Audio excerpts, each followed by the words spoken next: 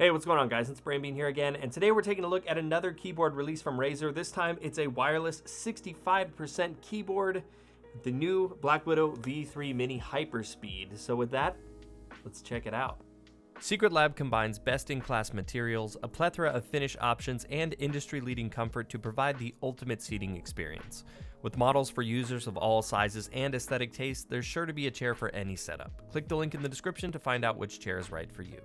So like I touched on at the top of the video, this is Razer's new Blackwidow V3 Hyperspeed Mini. It's a 65% variation of the Blackwidow, obviously wireless with Razer's Hyperspeed.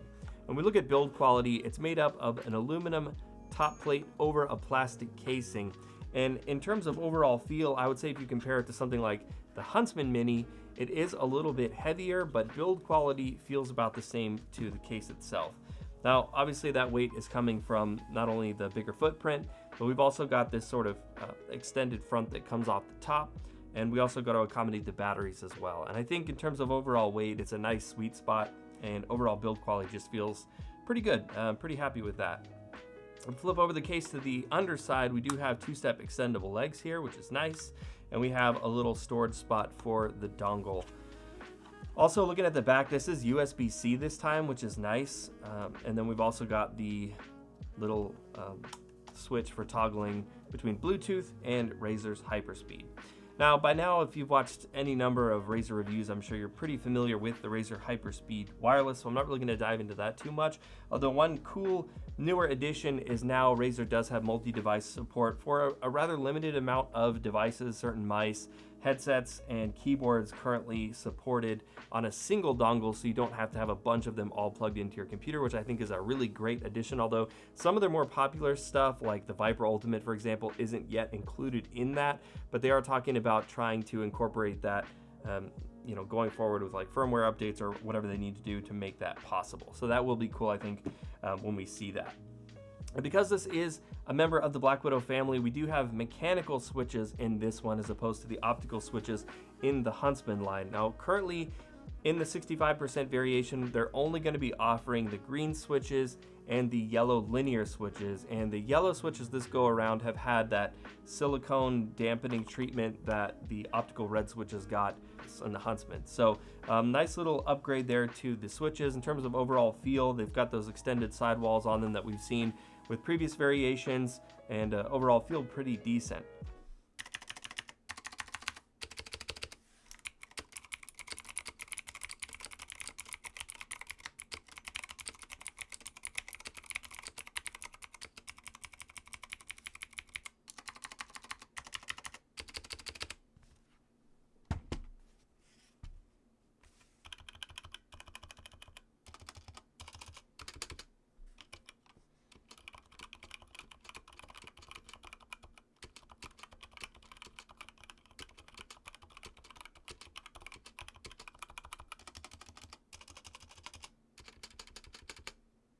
Also, keycaps here are double shot ABS keycaps, so not the double shot PVT keycaps that we have with the Huntsman. And with the ABS keycaps, they do actually have a brighter shine through than Razer's PVT keycaps do. And while they do have a good texture to the top of them, and they are double shot, so they will at least not have the characters fade or anything like, with the previous laser etched keycaps, but they are still gonna get shiny over the tops of them. And I think ultimately, the quality difference is still better with Razer's PVT keycaps. Now, because this is a 65% keyboard, of course, we do get the full-size keyboard functionality. We do have these side printed functions on the keycaps so that you can see what you need to do in terms of hitting different keys to get that full-size keyboard functionality. You can save profiles directly onto the keyboard, and it does come preloaded with 8 different presets so that you can just swap the different profiles right out of the box without having to load up Synapse, or if you want to take it with you on the go, that is an option for you. Another thing I really like with this keyboard is that they didn't throttle the brightness in wireless mode. So that was an issue with the V3 Pro that I didn't love, that they were limiting how bright you could have it. And so this time, if you want to have it full bright mode all the time, you can definitely do that.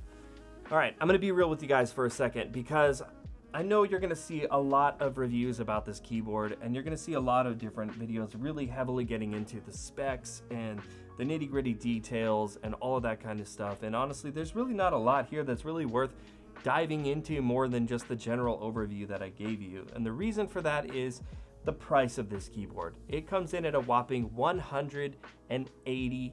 And I think as a keyboard itself, overall, I don't have a lot of complaints with it. I think the overall build quality feels really good. The wireless behaves great. The switches themselves perform about what we would expect with Razer's mechanical switches, if not maybe even a little bit better this go around, and stabilizers are about the same as we've seen from them before.